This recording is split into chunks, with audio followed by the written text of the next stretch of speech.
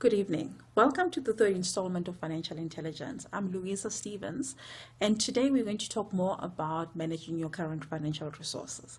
In the last episode, we dealt with 5 strategies to begin creating financial time and money leverage so that you start having the kind of flexibility you need in your life to live the life that you want. To recap, we dealt with 5 topics. The first one was managing your current financial resources. This is the topic of today's discussion, and we'll deal with it in a little bit more detail. Secondly, in the next episode, we'll be dealing with network marketing. And then I will be dealing with starting your own business, then investing, and then finally, making yourself redundant. Yes, making yourself redundant because you do not want to be tied to that business that you love so much or that job you love so much if you want actually to start creating some freedom for yourself. Now, how do we then start managing one's financial resources, which is today's current topic? The average family these days has very limited financial resources. We have so many demands and obligations on our resources, and you often have more month after the end of your money because you have to pay for property, somewhere to live, food and groceries, transport, other medical expenses such as other costs such as medical expenses, education, holiday savings, entertainment. Now, most people, when they think about holidays, they think, what holiday? We have a staycation rather than going on vacation because we can't afford to simply go away. And, talking about savings, forget about that. Most families are actually falling behind every day because they're struggling to actually keep track and pay for their current expenses today. So how does one start managing their own financial resources so that they have, they can have more in their lives? Well, the first thing is making more money. But of course, this is easier said than done, and that is why we're going to spend the next 3 episodes dealing with that in more detail. So I would, ask you to just come back the next time around so that you can learn more about that next time, because today we're simply going to deal with managing your current financial resources. So how do we do that? Firstly, you have to look at simplifying your life, cutting out the things that are not really necessary in your life. And then you need to start looking at, paying yourself first. Because if you pay yourself first, you will have more in your life to start creating what you want. And then finally, finding free money all around you. Yes, free money. There is a lot of money all around you, but most people today are so bogged down by making a living that they forget to actually take advantage of what is all around them. And now we're going to first deal with the topic of simplifying. What does simplifying mean? It simply means cutting out what you don't need in your life. Today it's so easy to get swayed by advertising and start buying things that you don't really need or want in your life, such as buying that 100 or 200 channel bouquet on satellite or cable that you don't really watch because you're too busy working or actually spending time with your family. Buying that imported beer or wine instead of buying a local equivalent that is just as good. If you go back and look at the last 90 days of your bank account statement or credit card statement, you'll find that there are lots and lots of items that you're spending your money on that you really, really don't need and you can actually live without. But if you then start becoming a little bit more savvy and a little bit more, discriminating on what you spend your money on, you can actually stretch that back. The second thing to do to actually start simplifying is limit your cash resources, your cash withdrawals. It's so easy to spend money when you've got it in your pocket because it starts burning a hole in your pocket. If you actually had to use a debit card, which you can actually monitor your expenditure, it will become difficult to justify spending $20 or 200 rands on that ice cream or, on cups of coffee, which you can have at home, when you are struggling financially. But even better, this is a higher grade choice now for people who are a little bit more savvy. Start using your credit card. Did you know that your credit card companies actually pay you to use their money.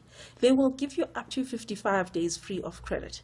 So if you settle your credit card in full at the end of the month on before due date, that is free money.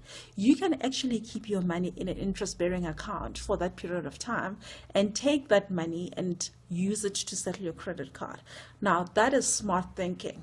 The usual the average person just thinks about using credit on their credit card. They don't think about it as then turning the tables on the credit card company and being smart enough to understand what they're offering so that you use that to your own benefit. The second topic that we'll deal with today is paying yourself first. What is paying yourself first? It's really about investing in the future, investing in that real estate portfolio that you've always wanted, or stock portfolio, and putting money into savings, setting aside money for your education or your children's education, and setting aside money for the things that you're passionate about instead of just buying them on credit. Or if you're buying them on credit, make sure that you're savvy enough to be smarter than the credit card companies and pay that money in full at the end of the month. Now, when you're investing in education or your children's education, it's really about acquiring more knowledge so that you can actually use that knowledge to do more.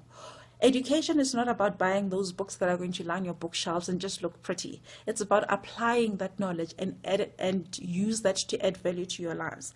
Now, if financial literacy is what you need in your life right now, it means buying financial books and reading more about how you can manage your finances better so that you're able to do more in your life.